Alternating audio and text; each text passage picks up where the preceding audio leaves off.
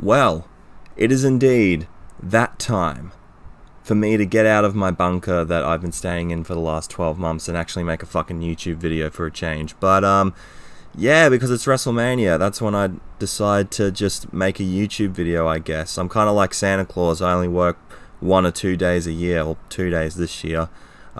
So, yeah, let's just talk about WrestleMania 37. I honestly thought this was a great show. Night 1 kicked it off very, very strong for the WWE. Obviously, there was a lot of circumstances into why this was such a big deal for the company. I mean, this is the first time in about a year that we've actually had fans in attendance, which is just crazy to see. And honestly, I wasn't going into this show with the highest of hopes. I mean, the build-up for this year's WrestleMania has just, well... It can help me warm up. 4, 5, 6, 7, 8.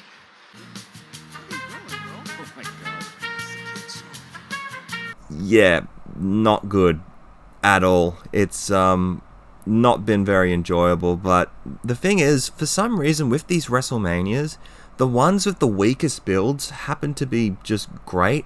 So I don't know what kind of kicked things into gear for WWE. They decided, well, we've got fans back, we better give them a good fucking show, even though the build up towards it hasn't been that way at all. So did WWE deliver? Did WWE make the 22,000 in attendance and probably more of cardboard cutouts very happy with this show? So that's the question we're going to answer in this video. This started off very, very rocky because for some reason Florida had really, really bad weather today, and they were experiencing a lot of weather delays, which they did at the beginning of this show.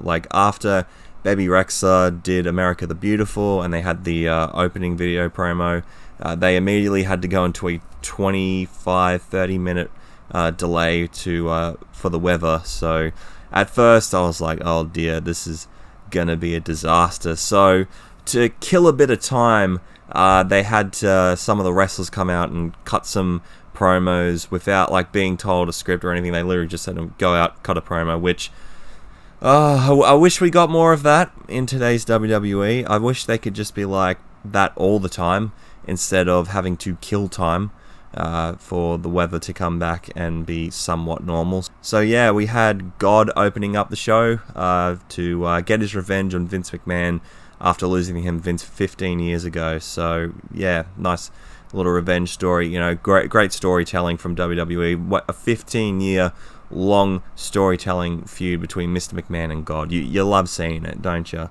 Our hosts for WrestleMania this evening was Titus O'Neil and Hulk Hogan, which this whole pairing was the whole definition of I'm not racist, but I've got a black friend. So it was harmless enough. I mean, good on Titus for winning the Warrior Award at the Hall of Fame. If anyone deserves an award like that, it's him. With all the humanitarian and stuff he does outside of WWE, I think it's fantastic that he's been given an award. And, you know, Hogan went in with the NWO this year. So, yeah, 2 Hall of Famers hosting WrestleMania. So there you go. Bobby Lashley versus Drew McIntyre opened up this show, and I thought this was very good. I was a little bit surprised to see that the WWE title actually opened a WrestleMania. That's just very weird to me, but I guess they wanted a hot match to kick things off to get the crowd really going, and I thought this was a good choice. This match was just basically, as Big E would love to put it, big meaty man slapping meat. I mean, what else do you want out of a match like this? Because their Backlash match was very good, and I thought this was on the same level. I don't know if this was as good as their Backlash match. Maybe I need to go back and watch it, but every time I say something like that, I don't end up watching it. But yeah, this was a very good way to open up the show. McIntyre kept using the Kimura on Bobby Lashley throughout this whole match, but how this match ends is Bobby Lashley makes Drew McIntyre pass out to the Hurt Lock. And yeah, this is good. I was genuinely surprised that Bobby Lashley ended up winning this match. I thought all the way it was building up and all that was going to be Drew McIntyre's night, because if you guys remember last year, he won the WWE title against Brock Lesnar in an empty performance center. So I figured the whole reason this match was set up so that Drew can have his big moment in front of a crowd, but I guess that's not what we got here. Looks like we're going to give Lashley an actual proper run, which is more than deserving, because Bobby Lashley, MVP, the whole Hurt Business thing, has been one of the best things about WWE over the last 12 months, and it was a shame that they broke it up this close to WrestleMania. I mean, I don't know why they could have done this, like, afterwards, or maybe they're planning a story where Shelton and Cedric come back to the Hurt Business, but I highly doubt that. But yeah, good on you, Bobby Lashley. You know what, give Lashley a big fucking run all the way to like SummerSlam, or hell, if you even want to go further, because man, this Lashley character at the moment, it's money, man. He's so powerful, and he's finally being the big dominant star that he was meant to be when he came back 3 years ago. So yeah, good stuff to kick off the show. You know what wasn't good though? This women's tag team turmoil match. Oh jeez. So Naomi and Lana, Bill and the team of Billie Kay and Carmella start things off here. So as Naomi and Lana got kicked out, and the Riot Squad came in, this match was just this wasn't good. This was just so messy, and there were so many botches throughout the whole thing. I will say though, Liv Morgan and Ruby Riott in the Joker Harley Quinn attire was pretty good. So after Naomi and Lana came out, Mandy and Dana ended up being the next team, and Mandy just falls flat on her ass. You know, she walked it off, you know, what a queen. So Greg Hamilton also botches during this match and accidentally announced the wrong team that got eliminated. So, you know, Greg, get it together, Greg. So then Natalya and Tamina were the last team out, and they ended up winning the whole thing. So we're getting Nia Jax, Shayna Baszler versus Natalya and Tamina. If I told you I was looking forward to this match, I would be a liar, straight up, because I'm not looking forward to this. Just, I mean, the Riot Squad was the perfect team to win this match in my opinion, but to see Natalya and Tamina, which look, I've got nothing against those two. Natty's great. Tamina, she just does nothing for me. So yeah, overall, just a pretty lame match, and I'm not looking forward to the women's tag team title match. Honestly, I wish this the Fatal 4-Way tag team match on SmackDown would have replaced this. I think it would have been much better in my opinion. So Seth Rollins versus Cesaro was up next, and this was actually a great match. This was one of the matches on night one that I was actually really looking forward to, and these two definitely delivered. Cesaro looks like an absolute star in this match, which is so strange that he has been with WWE on the main roster since 2012, and he has never had a one-on-one match at WrestleMania until now. Like, how crazy is that? It just goes to show you how WWE has never really looked at Cesaro as a top guy, or a guy that's worthy of a one-on-one match at WrestleMania. And now that he's finally gotten the chance to have that, he took it, and he took the ball and ran with it, and this was just so fucking good. The stuff Cesaro was doing in this match was great. Obviously, Rollins is always great as well. Seth's little corkscrew splash that he did from the top was really cool, and he also had a nice new theme song and all that, which actually kind of slaps. New theme song goes crazy. But Cesaro did the UFO, which was like an airplane spin without actually holding them up. You just use your shoulders to carry them, which was just incredible. And he spins the shit out of Rollins, and he ends up winning the match, which, yeah, just an awesome showcase for Cesaro. And hopefully he can go on and have a Universal title match in the future, because if anyone deserves it, it's him. Because I thought in the Elimination Chamber that he was one of the front runners to win it, but didn't end up happening. I mean, if Cesaro didn't have momentum now, he has a hell of a lot more after this match. It would be silly on WWE to not at least give him a chance to have a Universal title match, because I think it could be fantastic. So then we had the Raw Tag Team Championship match, the New Day defending against AJ Styles and Omos. And the big thing going into this match was, how was Omos going to do? We obviously had seen him as AJ's bodyguard, and he's done some pretty crazy things on Raw, so he had a lot of potential. And I think they did a very good job with how they handled Omos in this match. As soon as he got tagged in, Everyone wanted to see him, man. He just looked like an absolute beast in this. The way he would just like beat the shit out of Xavier Woods and Kofi Kingston was just crazy to me. And how this match ended was that Styles hit the phenomenal forearm on top of Omos's shoulders, and he put one foot on Kingston to win the Raw Tag Team titles, which I'm very happy about. I think this can be a very good team going forward, and they'll just run through the Raw Tag Team division, well, what little there is of it, until some other team comes and eventually beats them for it. But yeah, I'm very excited to see how this goes in the future. I mean, Omos, if they use him like they did tonight and they use him properly, he didn't look too weak or out of place in anything. They can have a good thing going. So yeah, this was honestly quite good for what it was. Braun Strowman versus Shane McMahon in a steel cage match. This match actually surprised me at how good it was. The build-up to this match has been absolute dick sauce. Just terrible stuff. Just Braun Strowman being called stupid on a weekly basis by Shane McMahon. Just absolute cringe in that whole build-up. But they managed to surprise everyone and actually had a very fun match.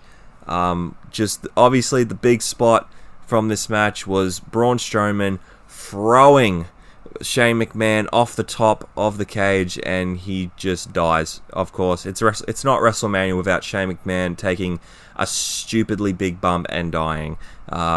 So yeah, just a lot of good stuff in there. Braun looked great in this match, and obviously Shane got the shit beat out of him. So it's a win-win from everyone involved. So yeah, a surprisingly good match considering the woeful build-up towards it.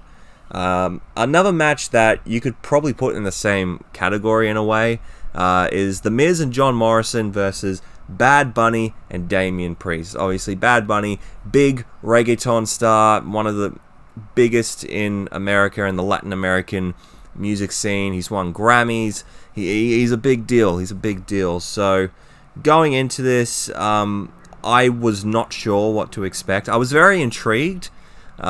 Just to see how Bad Bunny would do, as we all were. But the build-up was, like the Strowman and McMahon stuff, not the best. Like that Miz and Morrison, Hey Hey Hop Hop music video was just, I couldn't watch it. It was just so bad. And they had a bunch of bunnies hopping out when Miz and Morrison were making their entrance, and at first I thought this would be a great opportunity to have the bunny from Adam Rose's group that he had years ago to make a comeback and to have a big entrance, kind of like John Cena's WrestleMania 25 entrance where he had all the people that looked like him. And I was very excited to see the bunny come back, but unfortunately it was just Miz and Morrison, so I was a little let down by that. One day the bunny will make his comeback. I'm hoping so. But Bad Bunny though, this man, he was so good. He far exceeded expectations when it came to celebrity performances, because they can be very hit and miss. Sometimes you can get a Pat McAfee, but sometimes you can get a Snooki. So you really don't know what to expect. But thankfully, Bad Bunny went above and beyond what anyone expected him to do. This guy came out in a fucking truck, which I think is meant to be what his album cover looks like, because I know he's got like a truck on one of his album covers. And yeah, he just looked like something out of a 1999 sci-fi movie, which was kind of cool. And God, he was just, the stuff he was doing was crazy. I mean, this man did a fucking Canadian destroyer on the outside to, I think it was Morrison or Miz, one of the two. Then he did a crossbody off Damian Priest's shoulders to get the victory. This was just, the crowd was absolutely hyped for this match. They popped hard when Bad Bunny won. To me, this was a great success. Them bringing in Bad Bunny from the Royal Rumble all the way to now, I think has been, one of the best celebrity matches we've seen in WWE. Shout out to Bad Bunny. He was fantastic in this, and honestly to Damian Priest as well. He did some great stuff in this match too, and I hope after this stuff passes on, he can show a little bit more of what he can do, because he's got a lot of star potential in my opinion. So yeah, just I can't praise this match anymore. This is just great stuff.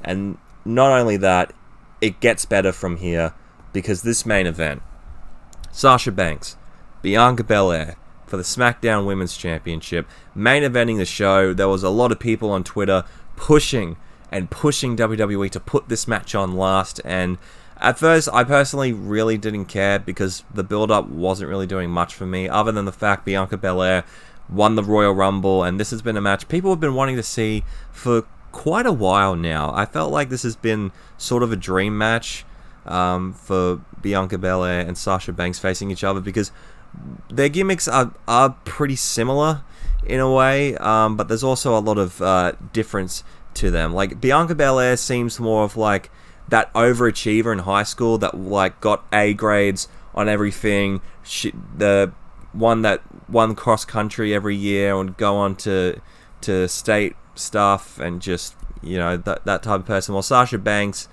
you know, she's the boss. She's been established for a while now, and here comes Bianca Belair, only on the main roster for a few months, and now she's already getting a main event match at WrestleMania. And just to see how emotional these two got, you know, before the bell rung, was just such a beautiful moment. They knew how special this was going to be, and just, you know, especially after just competing in an empty Thunderdome in front of screens, for you to actually experience fans in an arena at the main event of WrestleMania, it must have been an incredible moment for both of these girls, and thankfully they absolutely tore it up. This was a fantastic main event match. Just the counters, the storytelling that was going on, you know. Obviously Sasha was playing the heel in this, pulling on Bianca's hair